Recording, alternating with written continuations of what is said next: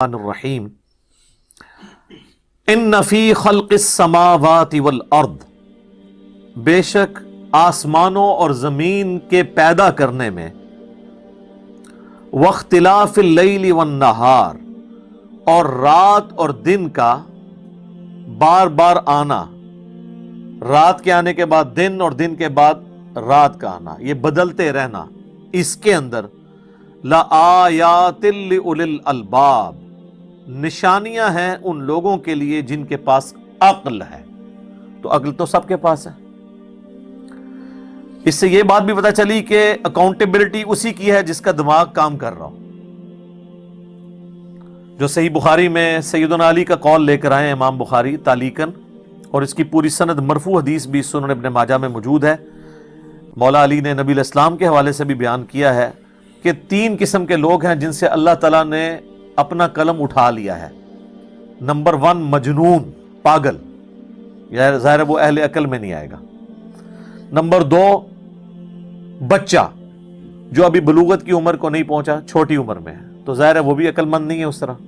اور نمبر 3 سویا ہوا شخص، نیند کی حالت میں، اللہ تعالیٰ کی طرف سے کوئی گرفت نہیں۔ اگر کسی سے کوئی ایسا معاملہ ہو جاتا ہے تو نیند کی حالت میں، بعض اوقات لوگوں کو چلنے کی بھی عادت ہوتی ہے، یا اسی طریقے سے کسی کو نیند آ گئی، اس دوران اس کی نماز چھوٹ گئی، تو بخاری و مسلم دونوں میں حدیث ہے کہ جو شخص بھول جائے یا سو جائے، تو جب اسے یاد آئے یا وہ سو کر اٹھے تو اس نماز کو وہ اس وقت ادا کر لے، اس کے لیے اس نماز کا ٹائم وہی ہے۔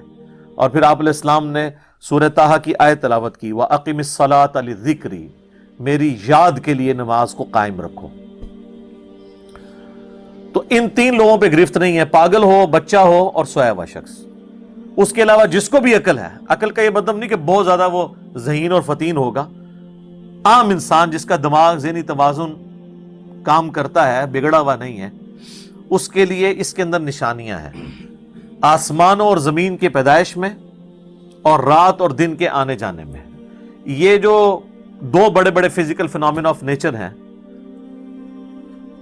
قدرت کے مظاہر ہیں، یہ ہر شخص آبزرو کرتا ہے، چاہے آج کا انسان ہو، آج سے 10,000 سال پہلے کا سٹون ایج کا کوئی انسان ہو، وہ ان چیزوں کو آبزرو کرتا ہے، اور اس رزلٹ پہ ضرور پہنچ جاتا ہے کہ یہ کائنات کسی نے بنائی ہے، بغیر بنائے نہیں بنی ہے۔ اور آسمان اور زمین کی پیدائش میں غور کرنے کا مطلب یہ ہے کہ پھر جو کچھ آسمان اور زمین میں آپ کو نظر آ رہا ہے، اس میں ستارے بھی ہیں، سورج بھی ہے، اور زمین میں جو کچھ بھی نظر آ رہا ہے، ایک ایک چیز کے اندر اللہ کی قدرت کی نشانیاں موجود ہیں۔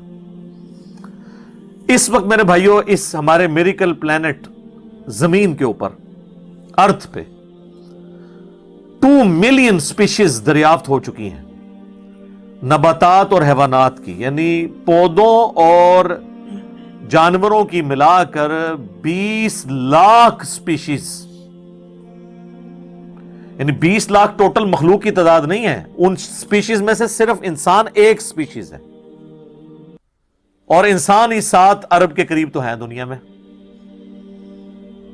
اس طرح گننا شروع کرتے ہیں، انسان، گھوڑا، کوا، چیل، مرغی، خچر، یوں آپ گنتے چلے جائیں۔ انسان کے علاوہ جتنے بھی اس روئے ارض پہ آباد ہیں چیزیں، چاہے وہ جانوروں میں سے ہوں، چاہے وہ نباتات پودوں میں سے ہوں، تو ان کی سپیشیز 20 لاکھ ہیں، اور یہ ابھی وہ ہیں جو دریافت ہوئی ہیں۔ اور سائنٹسٹ ہمیں بتاتے ہیں کہ 1 اسکوائر انچ بھی اس زمین کا ایسا نہیں جہاں پہ کوئی لیونگ تھنگ نہ ہو۔ 1 اسکوائر انچ، یعنی انچ بائی انچ کا جو ڈبہ ہے نا، اتنی جگہ بھی ایسی نہیں ہے جو خالی ہو کسی زندہ مخلوق سے۔ آپ یہ کہیں گے ہمیں کچھ نہیں نظر آ رہا، جناب نہ نظر آنے والی مخلوق ہے جو خوردبین سے آپ کو نظر آ جاتی ہے۔ ایون خوردبین کے ذریعے اگر ہم اپنے جسم پہ دیکھیں نا، تو یہ بیکٹیریاز ہی بیکٹیریا نظر آئیں گے جو ہمارے جسم سے خوراک حاصل کر رہے ہیں، لیکن ابھی دیکھنے میں تو نہیں نظر آتے، بہت چھوٹے ہیں۔ 1 اسکوائر انچ بھی ایسا نہیں ہے جہاں کوئی لیونگ تھنگ نہ ہو۔ تو سپیشیز کی تعداد پھر ایک ایک سپیشیز کی کس لیول تک ہوگی؟ صرف انسیکٹس، کیڑے مکوڑے زمین پہ اتنے ہیں کہ زمین پہ بسنے والے ہر انسان کو اگر 20 کروڑ کیڑے دے دیے جائیں، یہاں 100+ لوگ بیٹھے ہوئے ہیں، آپ میں سے ہر ایک کو میں کہوں کہ 20 کروڑ آپ کے 20 یعنی 200 ملین ہر بندے کو میں کیڑے الاٹ کرنا شروع کروں اور 7 ارب انسانوں کو الاٹ کر دوں تو اس سے زیادہ انسیکٹس ہیں صرف روئے ارض کے اوپر. یہ کیلکولیٹر فیل ہو جائے گا. آپ ذرا 200 ملین کو ملٹیپلائی کریں 7 بلین کے ساتھ. 1 بلین جو ہے نا وہ اتنا بڑا فگر ہے کہ اگر کوئی شخص 24 گھنٹے گنتی گنتا رہے 25 سے 30 سال چاہیے 1 ارب گنتی گننے کے لیے. ظاہر ہے دن رات میں 86,400 سیکنڈ ہے. ہر سیکنڈ میں بھی ایک دفعہ گنے تب بھی آپ 1 لاکھ تو پورا نہیں کریں گے اور باقی کام بھی بیچ میں کرنے ہیں. وہ سب کچھ بھی چھوڑ دیں تب بھی آپ کو اتنا ٹائم چاہیے. روزانہ 1 لاکھ دفعہ بھی گنتی آپ گن لیں تو کئی سال چاہیے 1 ارب پورا کرنے کے لیے. تو یہ 7 ارب انسان اور ہر انسان کو 20 کروڑ 200 ملین کیڑے. آپ ذرا یہ کیلکولیٹ کریں.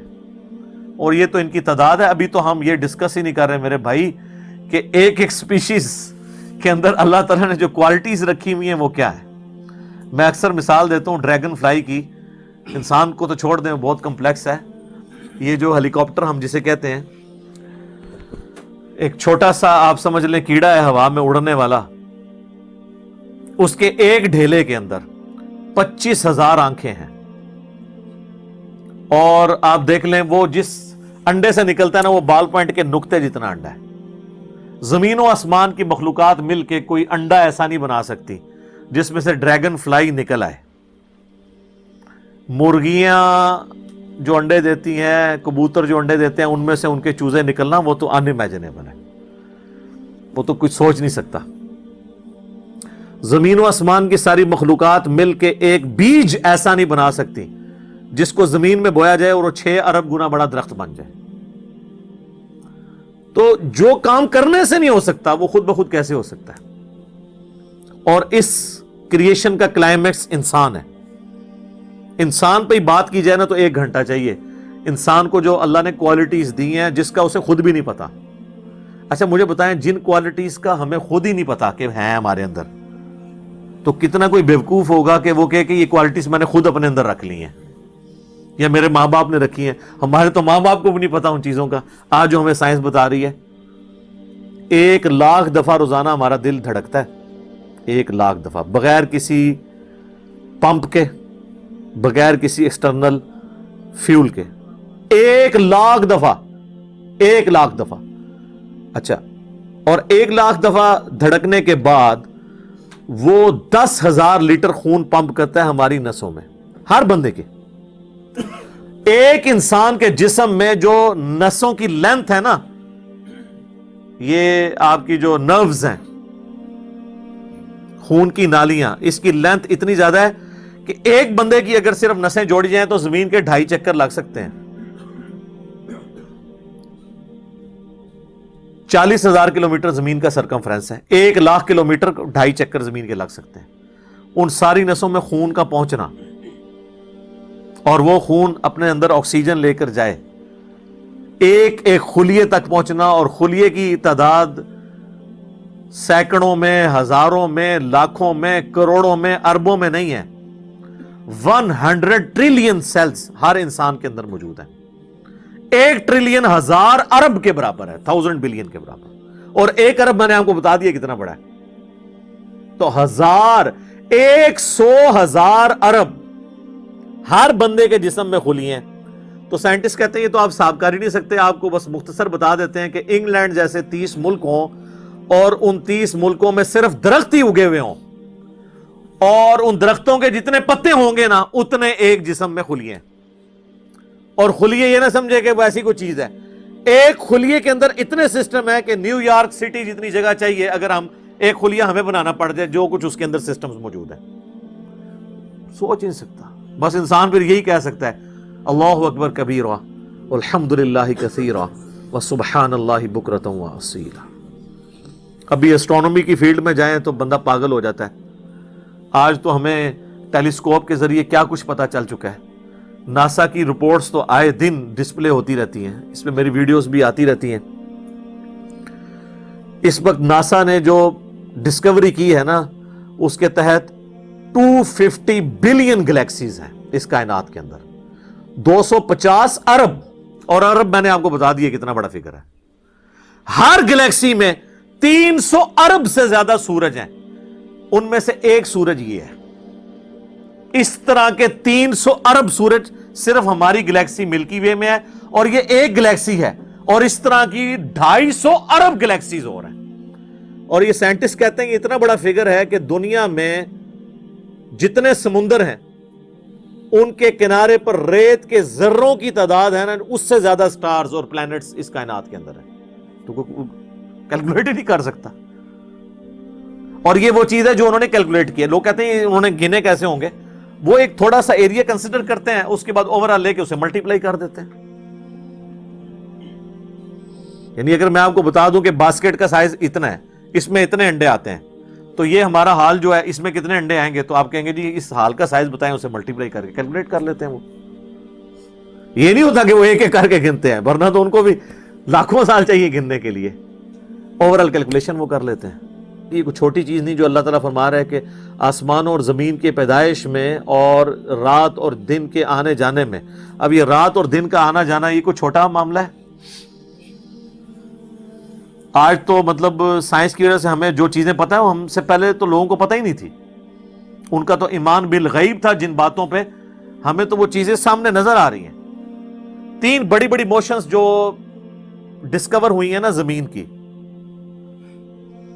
उनमें से पहली मोशन यह है कि जमीन हर सेकंड में आधा किलोमीटर अपने महवर के गिर्द घूमती है। एक सेकंड में आधा किलोमीटर, जिसकी वजह से 24 घंटे में हमारा दिन रात मुकम्मल होता है। मैं इक्वेटर की बात कर रहा हूं, उसके इर्द गिर्द, मैं नॉर्थ और साउथ पोल की बात नहीं कर रहा। वहां तो सूरज विद रिस्पेक्ट टू जमीन जो है उफक के साथ चल रहा होता है, वो अलग मामला होता है। वो फिर आपको पूरी साइंस समझानी पड़ेगी। एक आम डिस्कशन में बात कर रहा हूं। दूसरी मोशन है जमीन की, एक सेकंड के अंदर, ये तो होगी ना आधा किलोमीटर, वो है एक सेकंड के अंदर 30 किलोमीटर सूरज के गिर्द। और ये इस रफ्तार को कोई सोच सकता है? एक सेकंड में 30 किलोमीटर, ये गोली की रफ्तार से 60 गुना ज्यादा रफ्तार है। ये एक सेकंड में 30 किलोमीटर। गोली एक सेकंड में आधा किलोमीटर तय कर सकती है, और जमीन एक सेकंड के अंदर सूरज के गिर्द 30 किलोमीटर, जिसकी वजह से 365 दिनों में हमारा साल मुकम्मल होता है।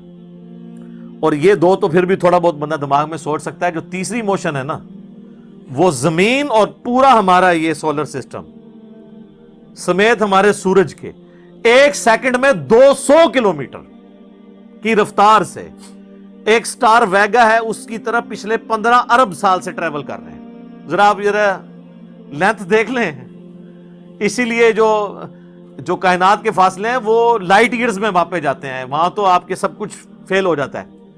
यानी रोशनी एक साल में जितना फासला तय करती है ना, इसे कहते हैं लाइट ईयर। और रोशनी जनाब घोड़े की रफ्तार से, बोइंग की रफ्तार से, मिसाइल की रफ्तार से नहीं चलती।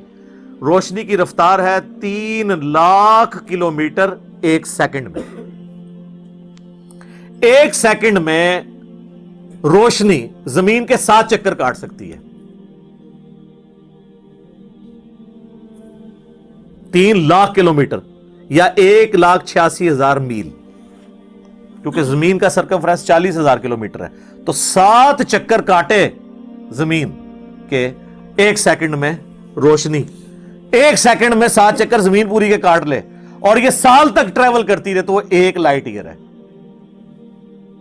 तो 1 लाइट ईयर जो है वो कैलकुलेशन करते हुए कैलकुलेटर फेल हो जाते हैं। ये तो अल्लाह ही अल्लाह है।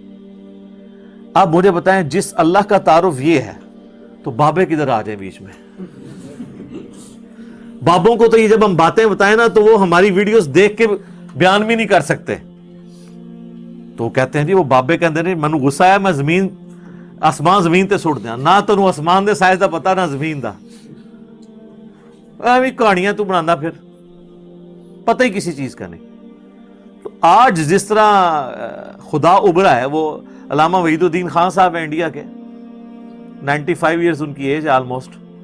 انہوں نے کتاب لکھی ہے دا گاڈ ارائزز، خدا ابھرتا ہے. خدا جس طرح ابھرا ہے نا جی اس لیٹسٹ ورلڈ کے اندر سائنٹیفک فینومینا کی ڈسکوری کے بعد. ابھی تو آپ سٹرکچر آف جین کے اوپر ڈسکشن کرنا شروع کریں، یہ جینز کیا بلا ہیں، اور انسان اور نباتات اور حیوانات کی ریپروڈکشن کا کیا سلسلہ ہے. یہ تو انبلیویبل ڈیٹا ہے، کوئی انسان سوچ بھی نہیں سکتا. اور یہ اتنا مینیجیبل ہے کہ سائنٹسٹ ہمیں کہتے ہیں کہ یہ ساری کی ساری چیزیں اتنی فائن ٹیون ہے کہ اگر ایک بال پوائنٹ اپنی نوک پہ کھڑا کیا جائے تو کھڑے نہیں ہو سکتا. کتنا بیلنس آپ مرضی کر لیں، 1 ارب سال تک اگر وہ اپنی نوک پہ کھڑا رہے، اس سے زیادہ بیلنس اس کائنات کے اندر ہے. اور وہ ذرا سا بھی ڈسٹرب ہو جائے تو یہ کائنات تباہ ہو جائے. یہ تو بہت کچھ اس میں بیان کیا جا سکتا ہے، لیکن میں اس کو سکپ کرتا ہوں. اب ادھر واپس آ جائیں.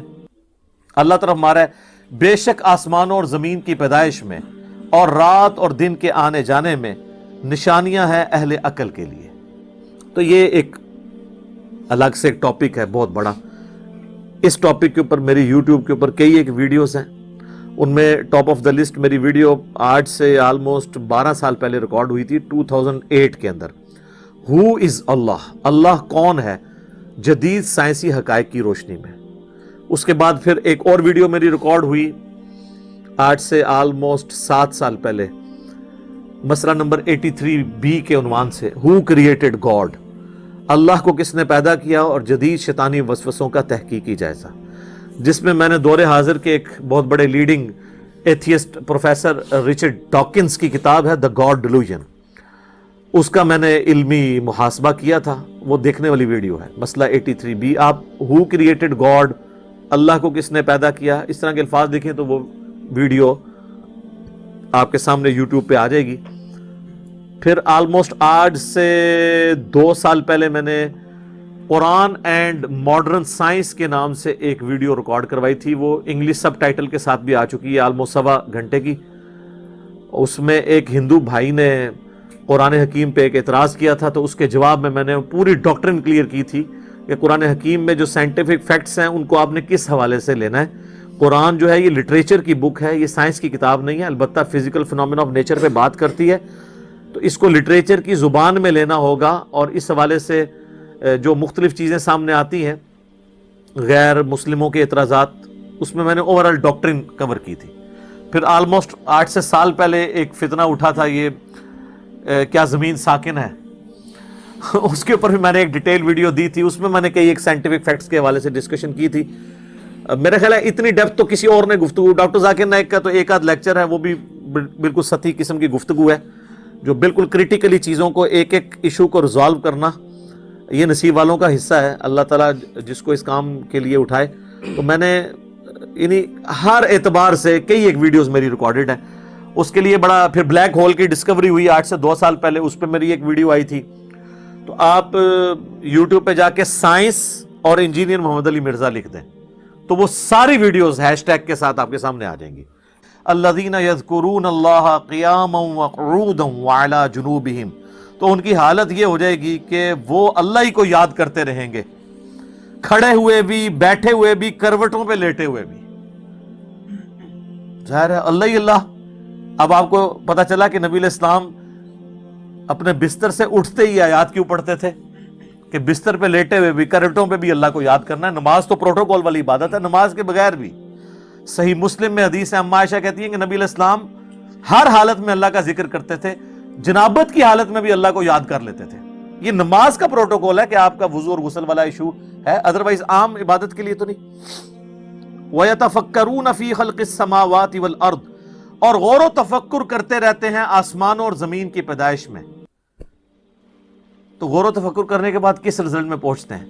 رَبَّنَا مَا خَلَقْتَ هَذَا بَاطِلًا، اے رب ہمارے تو نے یہ چیزیں فضول پیدا نہیں کی ہیں، یہ کریشن کسی مقصد کے تحت ہے،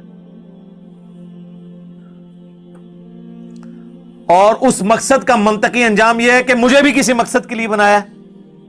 اور اس کا منطقی انجام یہ ہے کہ اگر میں نے وہ مقصد پورا نہ کیا تو میں مارا گیا. تو لہٰذا میں دعا کرتا ہوں سبحانک فقینا عذاب النار، اے اللہ تو تو پاک ہے، تو نے تو ایسی قدرت ہے تیری کہ غلطیوں سے پاک ہے تو، میں تو غلطی کروں گا، میں تو انسان ہوں. فقینا عذاب النار، پس ہمیں بچا لے آگ کے عذاب سے. یعنی وہ جہنم کا کنسیپٹ بھی آئے گا. ظاہر ہے کہ اگر یہ اور اس میں آپ دیکھیں اس پوری گفتگو میں کہیں نبیوں کا ذکر نہیں ہے، یعنی انبیاء کی دعوت نہ بھی پہنچی ہو، ہمارے اندر جو اللہ نے اخلاقی حص رکھی ہے کہ ہم یہ چیزیں آبزرو کر کے حق تک پہنچ سکتے ہیں. ہالی ووڈ کی فلم کے اینڈ پہ بھی حق کی جیت دکھائی جاتی ہے. یہ ہماری انسٹنکٹ میں ہے کہ سچ کو جیتنا چاہیے، جھوٹ کو ہارنا چاہیے. بس اسی کی وجہ سے ہر وہ شخص اکاؤنٹیبل ہے جس کی عقل کام کر رہی ہے، چاہے اس تک نبی کی دعوت پہنچی ہو یا نہ پہنچی ہو.